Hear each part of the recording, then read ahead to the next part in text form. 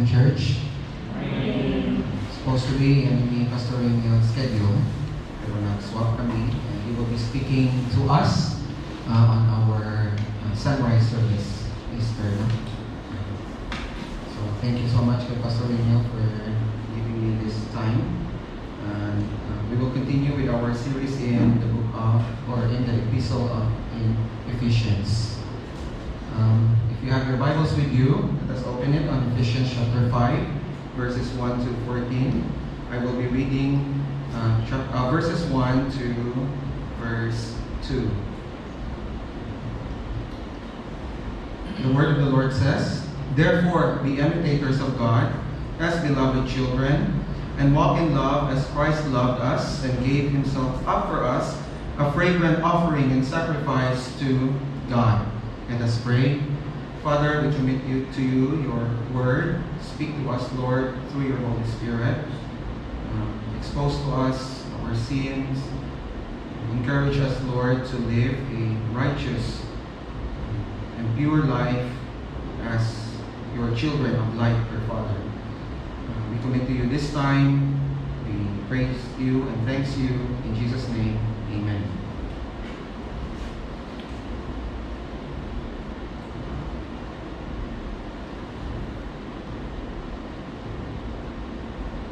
So there was a story, I don't know if you have heard of this, but far off in the dark and foggy night, the captain of a massive battleship spotted a faint light. So immediately he ordered his signalman to send this message: "Alter your course 10 degrees south." Promptly, the captain received a response. The response says, "Alter your course 10 degrees north." And so the captain became indignant. Stephen, obviously not used to having his orders rejected, he repeated the message, but this time with greater force and an added punch. He says, "Alter your course 10 degrees south. I am the captain of this vessel." Almost instantly, another message was received, but this time it was calm and to the point. The reply said, "I am Seaman 3rd Class Jones. Alter your course 10 degrees north." The captain fumed, angry. What was a low-ranking seaman doing orders to a ship captain? This had to stop, and so he responded pointedly. He said, "Young man, I repeat, alter your course 10 degrees south. This is a battleship." Then came the tear's reply. As the light pierced the darkness, the reply said, "Captain, I repeat, alter your course 10 degrees north." He said, "This is a lighthouse." So, a lighthouse is designed to assist maritime navigation by marking dangerous coastline, hazardous shoals, and safe harbor entrances. So, the lighthouse operators, they work day and night, providing visual, reliable backup to electronic systems like GPS, and by helping sailors identify their position and avoid shipwrecks. And this illustrates an important point. Lighthouses should never be ignored. Araraga sila sa island and shorelines not to distract or frustrate sailors, but their beacon lights are there to protect them. And so to ignore or defy a light in the darkness is just like saying you are abandoning reason in favor of foolishness. And God's light is like this too. But all too often, we humans defy it with arrogance. You don't need to tell me. Kabalo na ko na. Balik-balik na storya. Tak-ana ko, ling-ana ko. You don't need to tell me. I know what to do. And sometimes humans ignore it in their own peril. But thanks be to God, nakita ng mga Kristohanon, guided by the Holy Spirit, we can recognize God's truth, light, as our saving grace. And so in this chapter 5, in verses 1 to 14, Paul, in contrast niya, the life of light with the life of darkness. And so he is continually exhorting believers to maintain their walk as children of the light. And not only maintaining their walk, but also to expose the deeds of darkness. But there are moments, no, sa aton yung mga kabuhay ng mga Kristohanon, that like a stubborn, self-confident captain, unwilling to change the course of his proud ship, there are moments that our sinful flesh will seek to resist the obvious course of action. Heed God's warning and walk in His ways, and to do anything else would mean to run headlong into moral disaster. So the question for us is, for us to ponder, for us to ask ourselves, bilang mga kaanak sa Ginoo, what does it look like for us, believers, Christians, to imitate God's love and walk as children of light? Verses 1 and 2, Paul starts. He says, therefore, tanong ko lang from chapter 1 to chapter 5, salamat niya, ginabalik-balik ang the word, therefore. And anytime we see therefore in the Bible, we always look to see what it is therefore.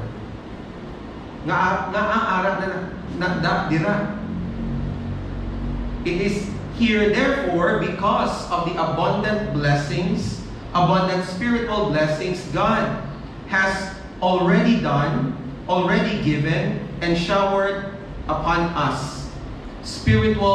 Abundant spiritual blessings that can be found in chapters 1 to 3. And in chapters 4, starting sa iyang practical na application, it is here therefore, we are also called to live in unity and a life of purity.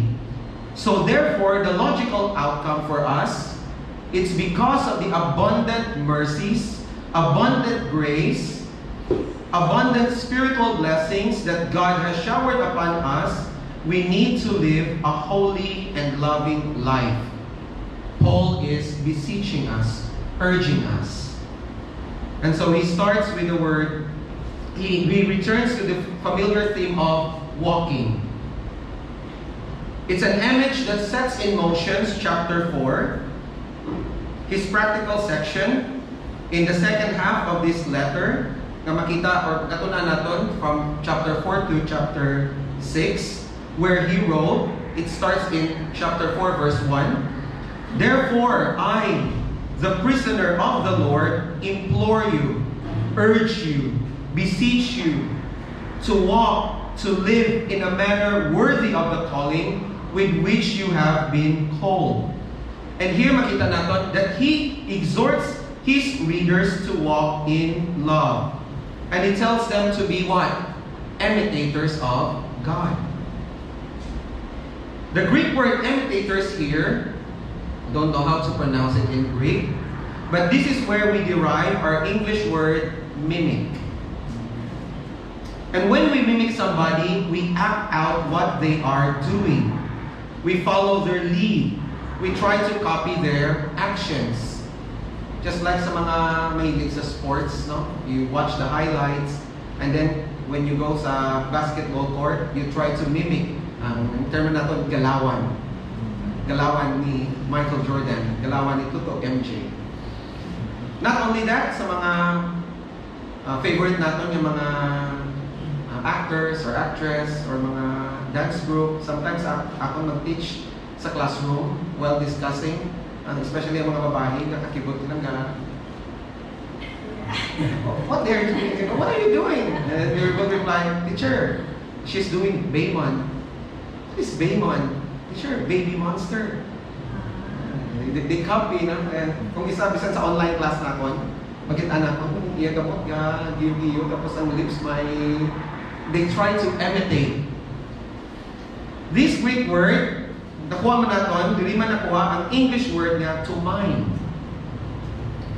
Mime artists don't say anything, they express it, and when they express it, it is so exaggerated that nobody misses what they are trying to say. There are no words that comes from their mouth, but we can understand what they are trying to say.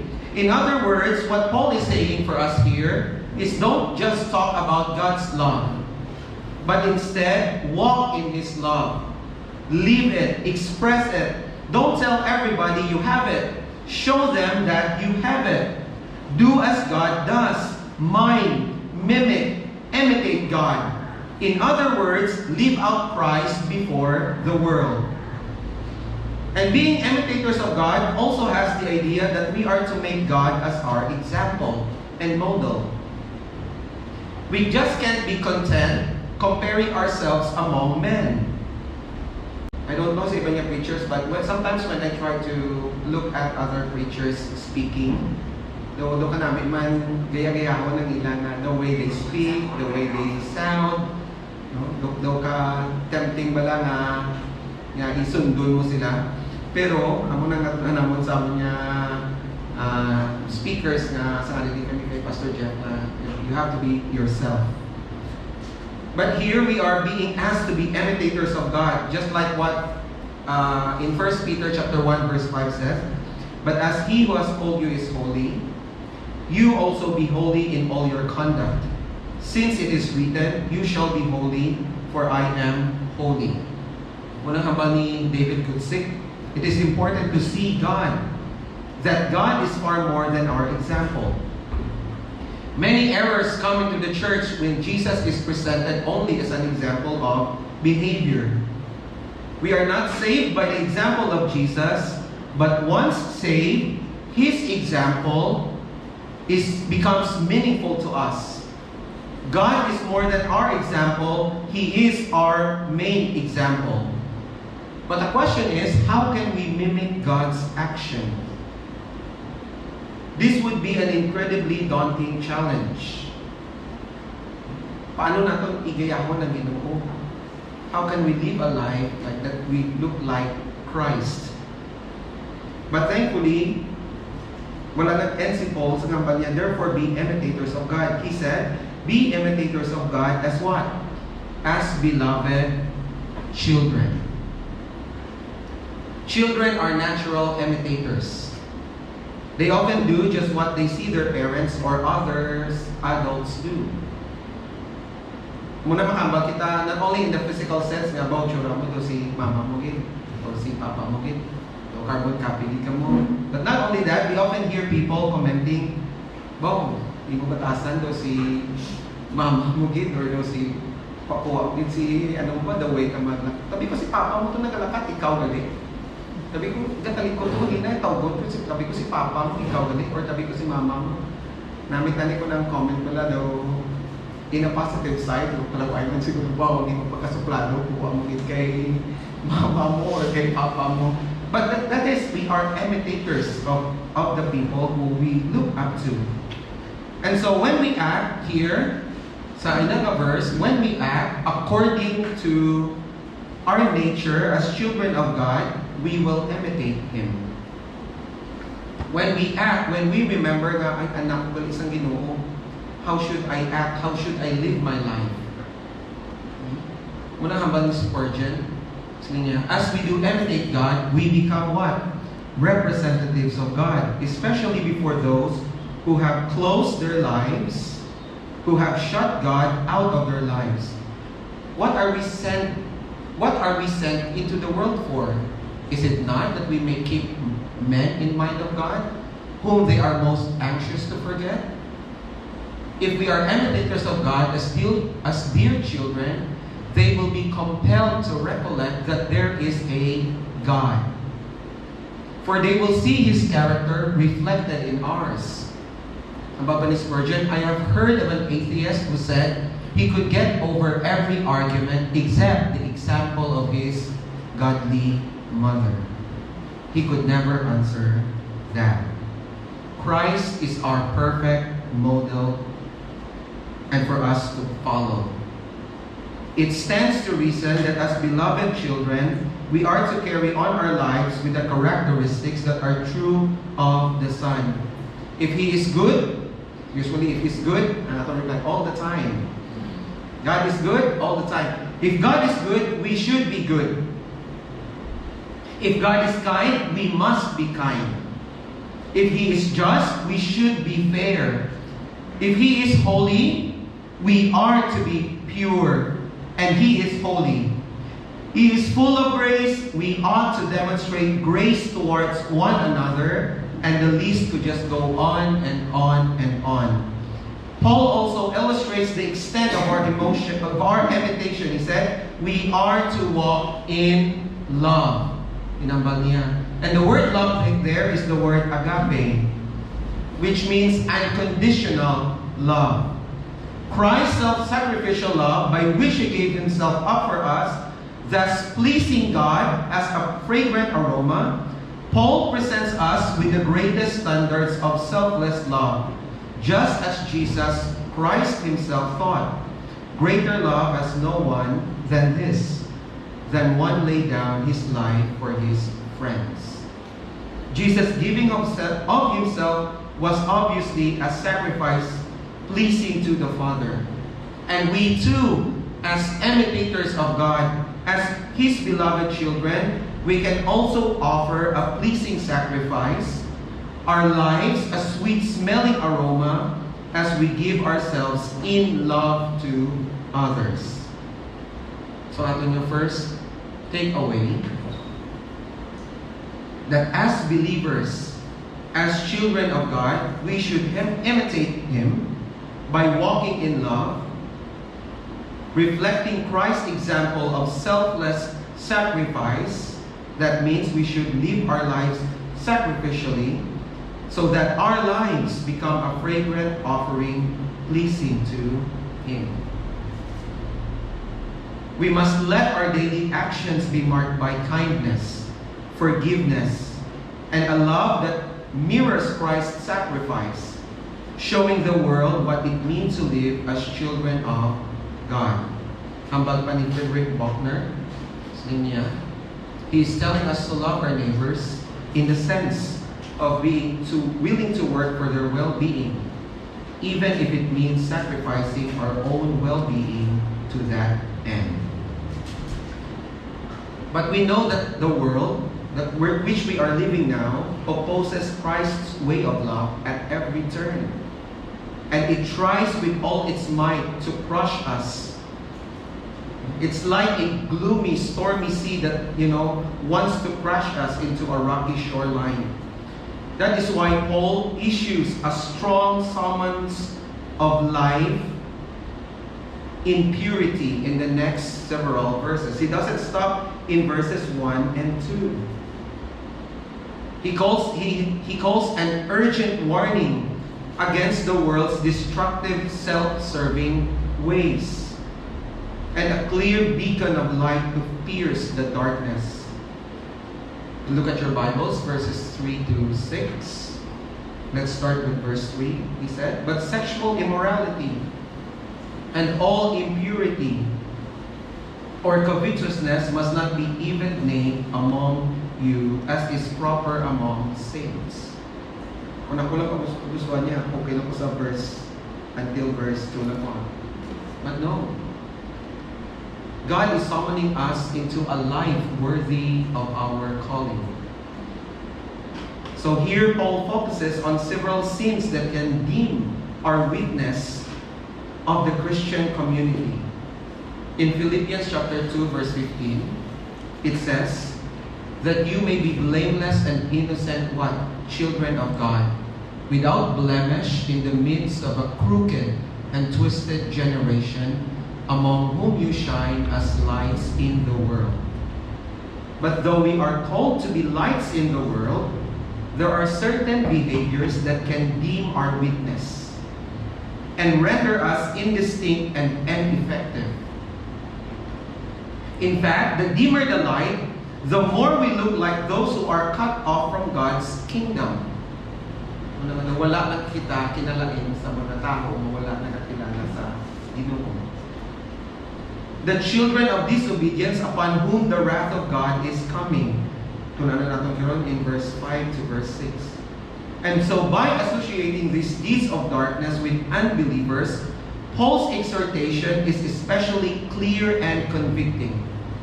If you are children of the light, don't live like the children of darkness. Let's shine some light on the dark deeds that Paul mentions in verses 3 to 4, which are sexual immorality, impurity, covetousness, filthiness, foolish talk, crude joking. Paul starts with two deeds that relate to sexual sin. Ginwali na ni sa ato ni Sir Neil. He said, but first, immorality. The Greek word is porneia. I think very familiar sa aton. This is where we get our common root word, pornography. It includes all kinds of sexual sin outside of marriage. It includes fornication, adultery, homosexuality, and prostitution. And while these outward actions should all be avoided, in the Sermon on the Mount, Christ focused attention even more pointedly into the inward source, and that is the lust.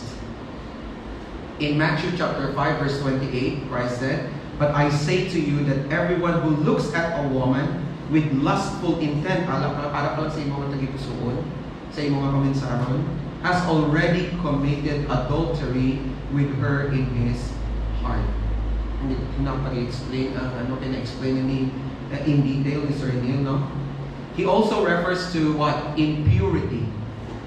He using the Greek word akatharsia.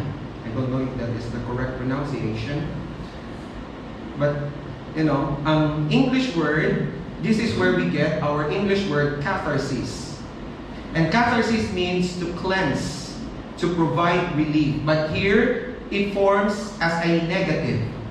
So just as something cathartic cleanses us, giving us relief, something acathartic pollutes us. Thus, impurity or akatharsia refers to the effects of immorality on our hearts, minds, and our body. Moral uncleanness that leads to guilt, that leads to shame, and then later on, it brings habitual sin, obsession, addiction, and a life that spirals out of control. What a tragedy that our modern world actually champions immorality and impurity. Almost any kind of sexual expression is encouraged on television. So na ang tanaw ko tolfo, hindi may pala tanaw, pero may mga times na nangyayon ko sa episode because he is helping ng mga tao na na-oppress bala sa work, wala kinasweldohan, wala kinahatagan sa health insurance. But later on, puro na lang kirida, cheating, pambabayi. And then kung tanaw natin sa mga telenovela sa Philippines, it's cheating, indecent relationships, in films. It especially floods online contents from almost all social media platforms that we see as we scroll every day. May mga gina-follow ko ng mga namin yan ng mga about food, about travel, about hiking, about technology. But kung sala lang ang i-click, an algorithm, it will also pollute you with, nudity. And about this kind of content. One example last time, no? And many believe, gusto mo pa, magtanaw ko sa may pila ng mga comments, many believe that the free expression of sexuality is harmless or even healthy. This is art. Who cares? Or wrongly assuming that nobody gets hurt. One example nakita ko last time is, I think he is a teacher. Gin-condemn niya I think ang couple nga ini kay he recently criticized a viral post featuring this teenage couple. Nila na post from baby check-in tayo to to baby check-up na time. The boy is 16, the girl is 12. And they are flexing their situation, their teenage pregnancy as a content. Hindi mo nila yung content. Arguing that early pregnancy should not be framed as empowerment. And ang arguments ang na-criticizing he said, this should not be framed as empowerment or an achievement to be celebrated. And there are people who celebrated it through their comments. Congratulations sa inyo. I don't know them, but I pray that one day they will come into the saving knowledge of our Lord and Jesus Christ. But a lot of minors having tablets, cell phones, can see this post and might start to thinking that getting pregnant at this very young age is just normal, acceptable, and consequence-free. And this is where the danger comes, because this information has been passed on and shared thousands, if not hundreds of thousands of times. And normalizing these online contents creates a false sense of empowerment and removes the weight of responsibility. And this is just one example among the many that floods us, especially the young ones, every day. Nariban niyo doon, hindi mo na masukay lang na tsura. Uba na lagi para may viewers, may content. Subok. For me, thinking about this, that you are created into God's image and people are feasting on you is just terrible. And our world is normalizing and championing this. Paul also warns us that to be deceived by these empty words. Sexual immorality only degrades our humanity. It never enhances it. It turns humans created in the image of God into objects created for gratifying our own selfish desires. God has so much to give us than what we chase after in the dark. So the question is, how are we going to educate ourselves? How are we going to educate our family? Last time I was watching, ang isang na follow ko sa YouTube is ang Dial In Ministries. They have this podcast. And last week, ang ilang topic sa ilang podcast is Sex and Marriage from the book of Song of Solomon's. And I like this quote nga ginambali Todd Fletcher while I was listening. Try ko maging copy ang text. Ang iyang dissertation sa iya doctoral is from the book Song of Solomon. Hambal niya, in many Christian circles, sex is treated as a no-go zone, a topic to be avoided as inappropriate. Hindi ka lang na pag-istoryahan ka daw kabinastos. However, we must ask ourselves, if we aren't talking it to our children, who is going to talk to them? If they aren't learning about intimacy at home, they will be educated by the world. Through television, through social media, and the digital content they consume every day. Salinia, we must reclaim the conversation by teaching them that sex is not inherently shameful. It is a beautiful gift designed to flourish, especially with the sacred confines of marriage. We talk about this topic sa mga inamuhat pa lang sa Milano. Really comfortable to talk about it. But no, we should talk about this because kung hindi natin, then they will get it from the outside source, not from God's Word. Padayon pa ang Brother Paul. The next sin is, in his list is covetousness. In fact, Paul uses a related word in chapter 5, verse 5 to refer to a covetous man. It relates closely to the sinful deeds of the earthly body, including immorality, impurity, passion, and evil desires. So here, covetousness, it not only includes the insatiable appetite for sex outside in the bonds of marriage, but it also involves a hunger for more material possession. Muning ginwali last time sa atin ni Sir Neil, ang bali na binabas ang phrase Colossians chapter 3 verse 5, ang bali po, put to death. Muna ang phrase na gin-highlight ko sa akin ng Bible. Put to death what is earthly in you. immorality, impurity, passion, evil desire, and greed or covetousness. And he links this word impurity or covetousness to idolatry because it makes a god of what it seeks to possess. Kung tanaw natin sa ating Bible, ang niya sa may verse 3, it must not even be named among you as is proper among saints. Anong address niya sa mga tumuluo? Saints. You are a saint. This is not proper for you. You are a holy one. So, hambal ni David could sing.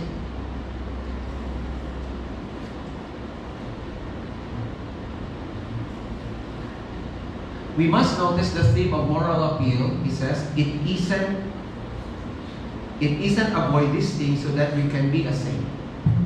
Hindi nga likawan mo ni para maging santo ka or maging holy ka.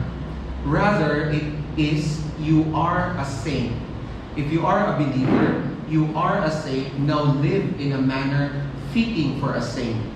The constant moral appeal of the New Testament is simplified as this. Is simply this. Be who you are in Jesus. So, ato niya take away here is that as believers, as saints, as holy ones, we should cultivate a life of such uncompromising integrity that even the slightest hint of immorality or greed is absent, ensuring our private desires and public habits reflect the beauty of the gospel rather than the standards of this world. Kanami isang, plea ni Paul sa atin. And this is for our good and for His glory. Padayon pa si Paul, hamba niya, verse 4, let there be no what? Filthiness, foolish talk, crude joking, which are out of place, but instead, let there be thanksgiving. From immoral works that indulge fleshly desires, which should not even be named among us, saints, Paul turns to immoral words that are not fitting among believers. Filthiness refers to shameful, disgraceful talk, including degrading obscenities that rob people of their dignity. And this would also include innuendos and lewd or suggestive speech.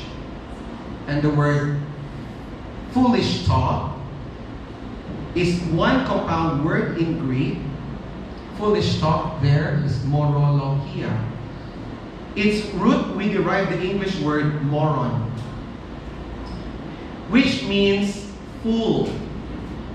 And so to use in a more common expression, it's just foolish talk. Wala pulos nga subilanon. Wala unod. Basura. In Scripture, fool doesn't primarily refer to a person lacking intellectual ability, but to somebody who denies the reality of God. David wrote in Psalms chapter 14 verse 1, the fool has said in his heart, there is no God. So historically, this word pointed to a practical denial of God as the judge of good and evil. And foolish talk refers to pointless, empty, foolish talk, unnecessary verbiage that neither profitable nor edifying. He continues, nor crude joking or coarse jesting. It also comes from a single Greek word, eutropileia, which probably points out forms of humor that depend on twisting words into double entendres in order to make something innocent seem suggestive, sensual, or immoral. Amun siya ang environment na hintakaan ko sa Pilipinas. And sometimes madala na mga joke lang, pero bala mo nga binastos, wala sa lugar. And sa una, I really like to watch stand-up comedy. Makakadlaw ko, but like lately, as I was pondering upon this letter ni Paul, most of their topic is about binastos. Tawag nila nga sa tao, and they were going to make fun of them. And most of them, wala untat niya kaumiyayaw, wala untat niya ang Amo ni ang ginahambang nga it's something innocent, but it is sensual and immoral. I think we know this kind of humor. I think instead of talking about sex in light of God's word, though most of the people are comfortable of talking about sex in this kind of way, in crude joking. Sa ato mga kita nga wala lang sang malisya. Wala man na malisya, joke lang man na. But then deep into our minds, we play images that are not nice. So at this point, in order, Paul's condemnation of filthiness or silly talk and coarse jesting has nothing to do with a healthy sense of humor. Kita nga mga Kristohanon, we should be people of laughter. Kita nga mga Kristohanon, we should be a people of joy. Ang ina-address ni Paul sa aton is the problem of inappropriate jesting. So rather than that, hinambal niya, instead, we should use our tongues for what? Giving thanks. Thanksgiving. Why thanksgiving? From sexual sin to thanksgiving. May akong gitanaw nga commentary, it lists a series of reasons, kanaming sa mga reason, naging kwa sa Bible, pero it would take siguro 30 minutes kung inistawa ko tanan, so I only get 2. Siling niya, why thanksgiving? First, is the Christological motive. In verse 1, sabi niya, believers should be what? Imitators of God. And live in Christ. Christ's own speech was full of grace even before hostile audiences. Kanami pag-istorya si Jesus, hambal niya sa may Luke chapter 4 verse 22, and all spoke well of Jesus, and marvel at the gracious words that were coming from his mouth. Even before hostile audiences, Christ's own speech was full of grace. The cross in which he gave himself up elicits perpetual thanksgiving. Therefore, gratitude is not mere etiquette. It is a gospel-driven doxology. Another reason na ginambal niya, why thanksgiving? It's because of the spiritual warfare dimension. Ito na natin last time that Paul links corrupt speech to what? Demonic falsehood. Sining niya sa may chapter 4, verse 27.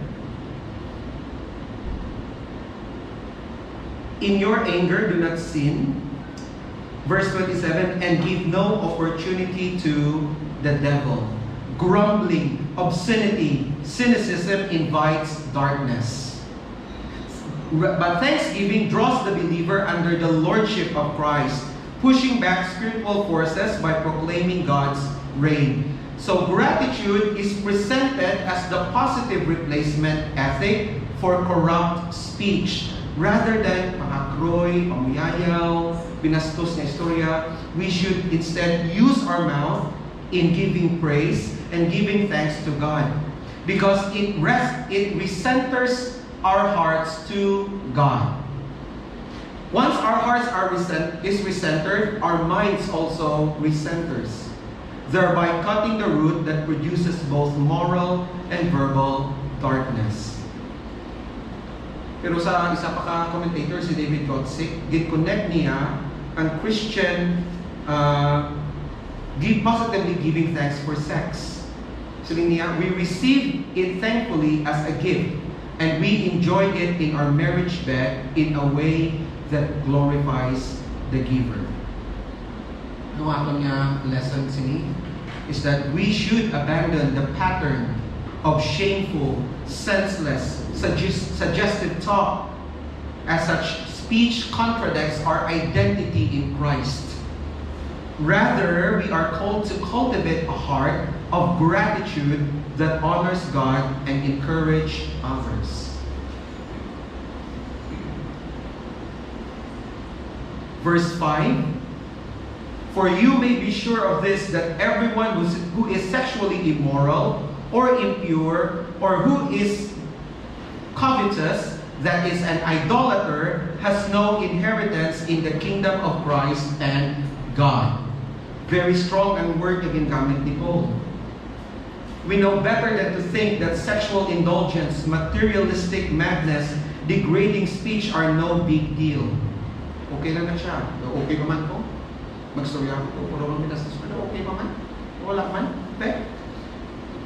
The problem is, it is easy to become so numb to these pandemics of modern society that Paul's unflinching directness comes as a shock. He said, has no inheritance in the kingdom of Christ and God.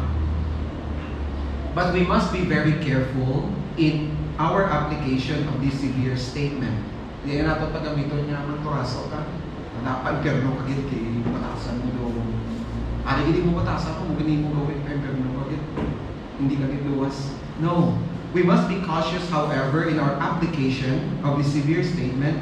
Paul doesn't mean that our salvation is forfeited in a moment of weakness. In a moment when we fall into some form of immorality or covetousness. God knows that we are human and that we will sin. 1 John chapter 1 verse 8. If we say we have no sin, we deceive ourselves and the truth is not in us. Verse 9, but if we confess our sin, He is what? Faithful and just to forgive us. But don't use verse 9 as a permission for you to commit sin. For us to commit sin. The evidence of being in Christ is found in our daily pattern of lifestyle. The question is, are we deliberately persisting in a lifestyle of resistance, or does the overall tone of our lives reflect a move towards Christ? Ang binapoint ni Paul is he is talking about shameless continuation of a sinful lifestyle. It is a lifestyle that is unchanging and unchangeable. There will be moments na makadusumuwi kita. But the problem is, if our lifestyle keeps on continuing, a shameless and sinful lifestyle that is unchanging and unchangeable even in the face of exhortation. Ginistorya kita, gin-encourage kita, gipangamiyuan kita, even in the face of confrontation and discipline. Hear this, Christians. The most dangerous sin isn't the one that makes us feel guilty, but the one that convinces us that we are right. This kind of unresponsiveness to the things of God may very well indicate that people are in fact dead. Namin siya nag-feel ka guilty. Namin nag-feel ka kamuya. But if it only stays there without change, amo ni ang warning sa ato ni Paul.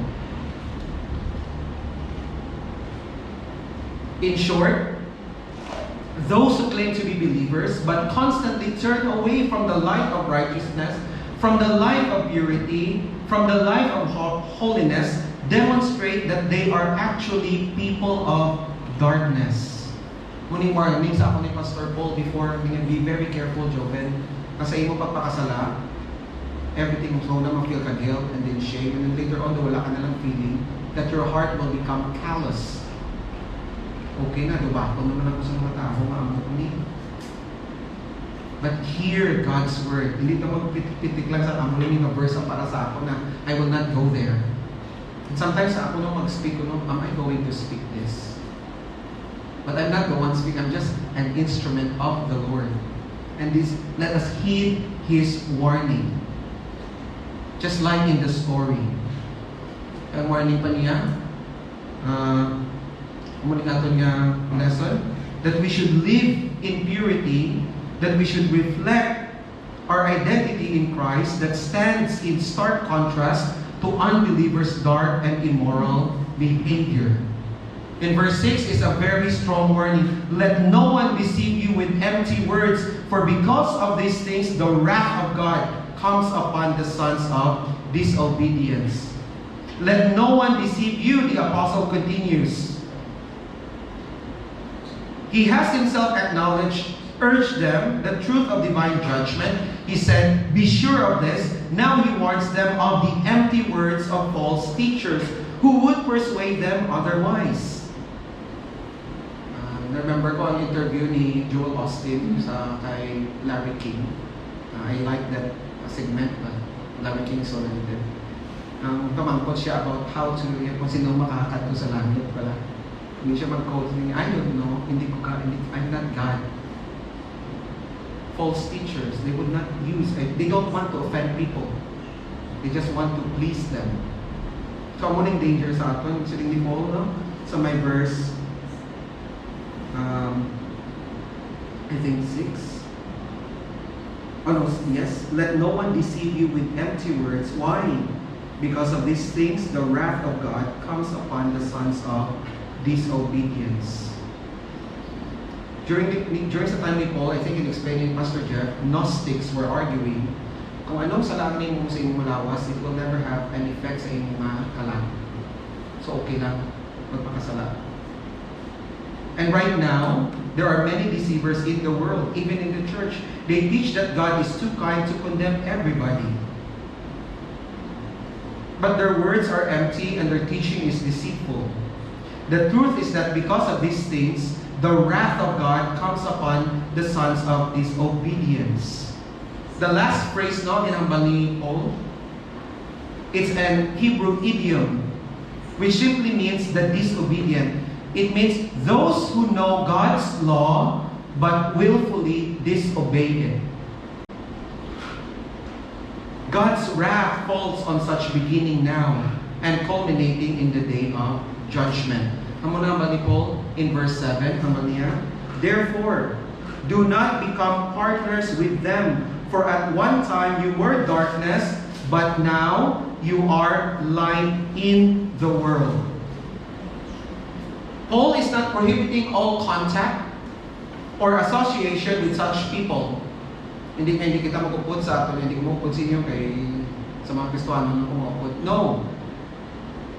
If we're going to do that, we could not bring them the good news or seek to restrain them from their evil ways, and we would need to go out of the word altogether.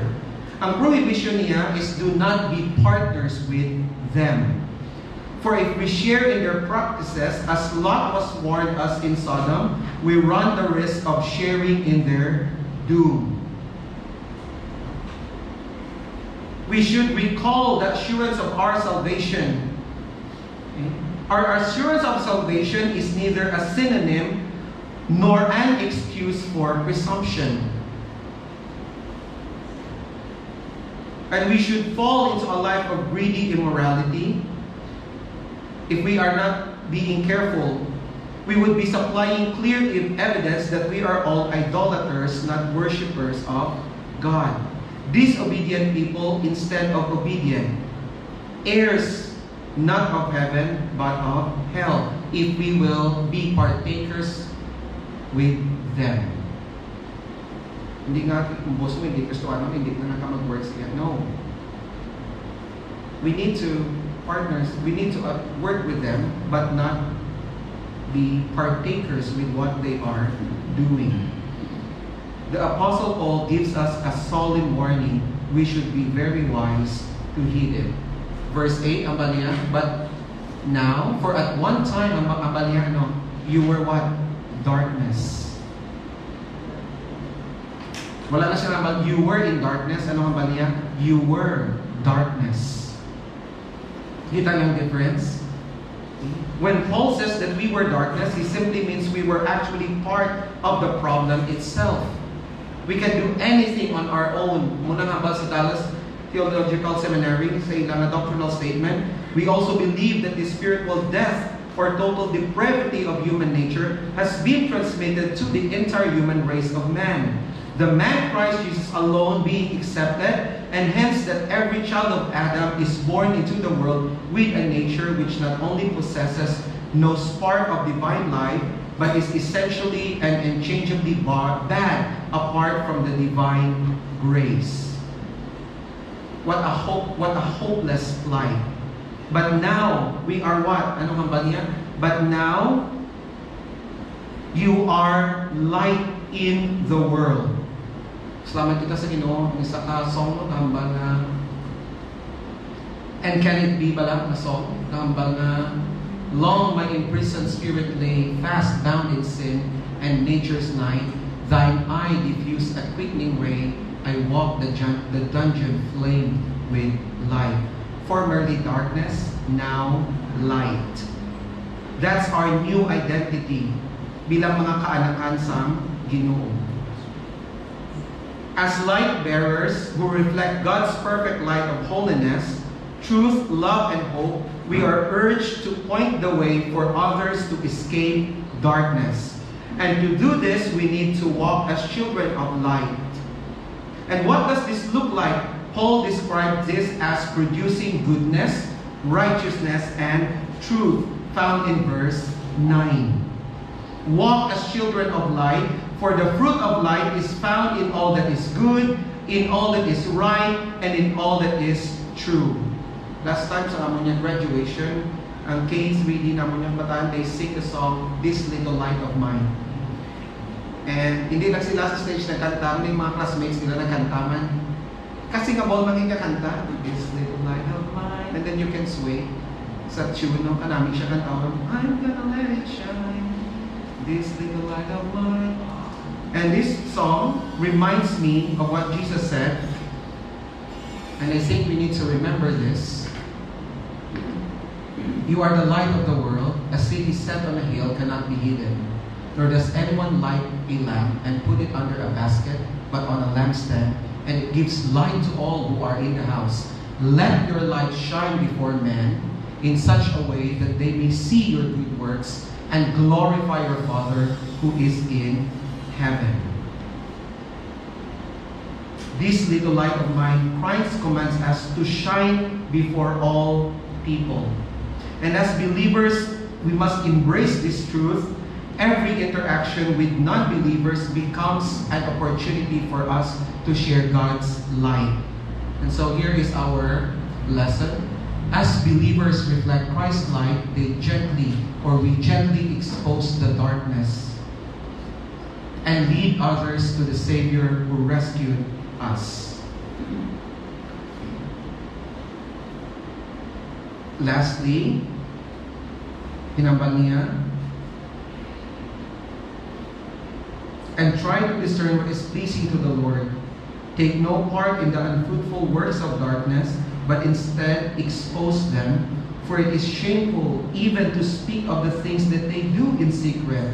But when anything is exposed by the light, it becomes visible, for anything that becomes visible is light. Therefore it says, Awake, O sleeper, and arise from the dead, and Christ will shine on you. In contrast to the wonderful effects of the luminous grace of God, reflecting in the lives of His children of light, the deeds of darkness have a devastating impact on everyone. And participating in the deeds of darkness not only hurts fellow Christians, but also brings harm to non-believers. When we claim to have the light of truth, but then when we lie, we defraud, we abuse, we slander, we gossip, we alienate and confuse non-Christians. And many dismiss us as hypocrites. Others see the gospel as just a sham. They may turn away from God completely because of our soiled, inconsistent testimony, seeking their own light in self-help programs or false religion. When we fail to reflect the light of goodness, when we fail to reflect righteousness and truth, we leave people wandering in wickedness, unrighteousness, and deception. Rather than participating in the evil and barren deeds of darkness, we are to expose them. How do we do this? To be sure, Paul didn't intend that we parade others people's sins before a self-appointed moral court. Hindi nga muna ipakanubo ko sila. Remember the light we are called to is to reflect isn't, ang espada man sa Star Wars. It's not a laser beam designed to target and incinerate wickedness wherever it is found. Rather, our light is meant to reveal what is there by the way of contrast. By simply engaging in deeds of light, you and I expose the deeds of darkness. When we live honestly, we expose dishonesty. When we live with integrity, we shock the person who pads his or her expense account of waste time, at the office. We don't walk around wearing a big placard that announces, "I'm the only honest person here in this office." Nor do we pass around little tracts that talk about how pious and great we are. At times, we need to speak up against evil or stand up against injustice, but that's not Paul's focus. His focus in verses 11 to 13, he said, just live like you ought to live. Your light will shine before men in such a way that they may see your good works and glorify your Father who is in heaven. Muna nga yung naging closing quote niya, "Awake, O sleeper, and arise from the dead, and Christ will shine on you." This is a quotation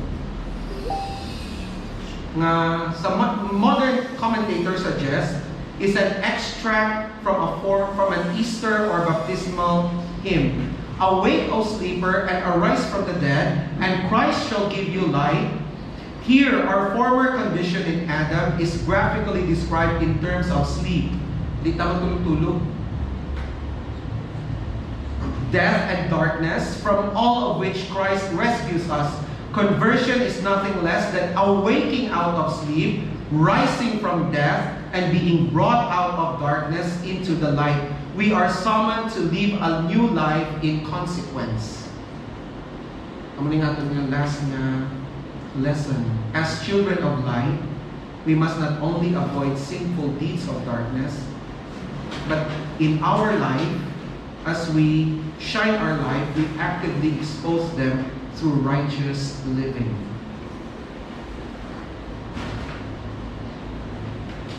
Scripture treats the summons literally. Awake, O sleeper. Every believer is to snap out of spiritual drowsiness. Leave sin grave and walk in the bright guiding presence of Christ. Obey the wake-up call, and His light will not merely flicker over you.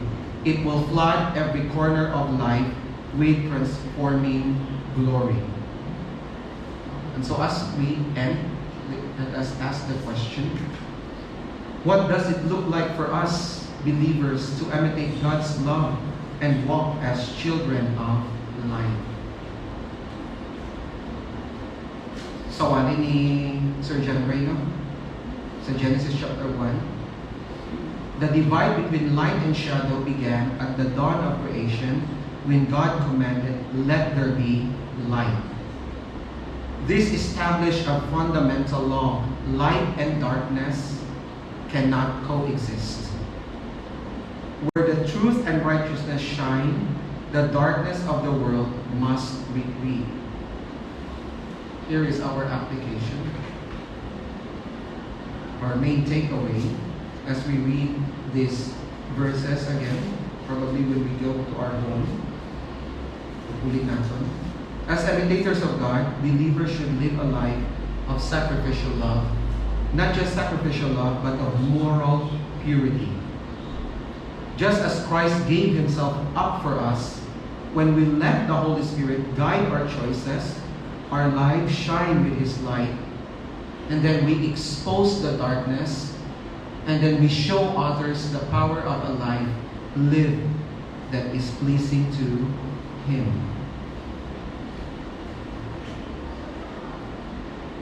As we close, let's reflect on the effects of God's life of truth and righteousness, and let us draw principles for us to practice in our everyday living. Divine light provides clarity and direction in a world obscured by confusion and sin. Whether through the written word or in the person of Christ Jesus, this light guides the faithful. Psalms chapter 119, verse 105. Your lamp is a lamp to your word is a lamp to my feet and a light to my path. John chapter 8, verse 12. I am the light of the world. Whoever follows me will not walk in darkness, but will have the light of life.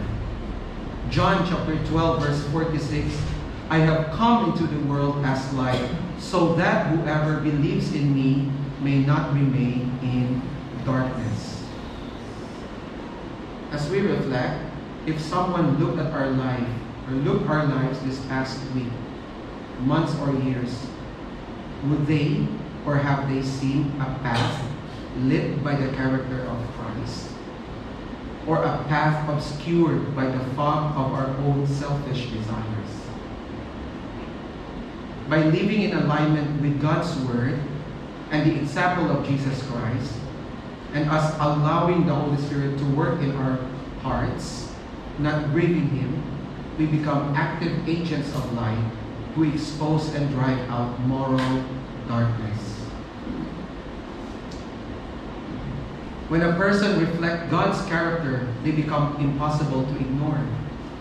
This visibility serves as a call to others, either as a source of hope or a necessary warning. Matthew chapter 5, verse 14, you are the light of the world. A city set on a hill cannot be hidden. When people interact with us, do they see a reflection of our own opinions, of our own selfish, sinful desire, or do they catch a glimpse of the hope and holiness of Jesus? Our light, the evidence of our good works, and a life of purity as children of God should act as a beacon for the weary, should act as a searchlight for the lost, or a warning light sa mga kauturo natin na lisa sa ilang pagtuon. Ultimately, our life should serve as an invitation for others to enter the kingdom of light. Let your light shine before men. Let us pray. Lord, you are high and holy. You have called us to follow your example, just like your dear, beloved children. Yet we still find ourselves wandering back towards the shadows of our own heart. Help us, Lord, flow deep into our soul, break up the hardened ground of our lives, and turn our hearts upward to face the Son of God. And by your Holy Spirit, help us to live a life characterized by love, the same kind of love Christ showed us when He gave Himself up for us, a beautiful, fragrant sacrifice. So we pray to fill our soul with the memory of this sacrifice so that we won't be shapen by this broken world. We used to be part of darkness. We are darkness. But now we are light because of you. Help us pull up the roots of hidden sin, the greed, the impurity, the crude talk. Instead, let our mouths produce, our hearts produce, our minds produce the fruit of the light, which are everything that is good, everything that is right, and everything that is true. Wake up our soul from any spiritual laziness. Let the light of Christ shine on us so that we can live wisely and make the most of every moment in these difficult times. May our words be full of thanks, not trash, and may our entire being be a pleasant offering to you. This we pray in Jesus' name. Amen.